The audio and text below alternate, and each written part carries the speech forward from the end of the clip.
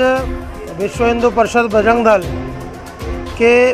राष्ट्रीय आह्वान पर छत्तीसगढ़ प्रांत और राजनांदगांव जिले में जो सुप्रीम कोर्ट में एक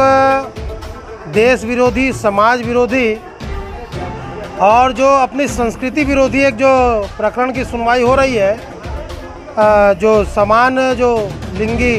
विवाह में समलैंगिक जो लैंगिक विवाह पर जो सुनवाई हो रही है, उसके विरोध में आज विश्व हिंदू परिषद बजरंग दल राष्ट्रीय आह्वान पर राजनांदगांव के कलेक्टर महोदय के पास ज्ञापन देने आया है, जिसमें हम जो समान समलैंगिक विवाह को जो मान्यता देने के लिए सुप्रीम कोर्ट में सुनवाई चल रही है, उसके विरोध में आज हम सब उपस्थित हुए हैं। और आप सबको बता दूं,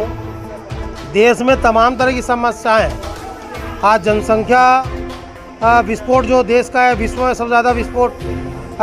जनसंख्या विस्फोट भारत देश में है, प्रदूषण के माध्यम से है, ग्लोबल वार्मिंग है, निःशुल्क शिक्षा है, ऐसे और रोहिंग्या घुसपैठिए हैं। ऐसे तमाम समस्याओं में देश आज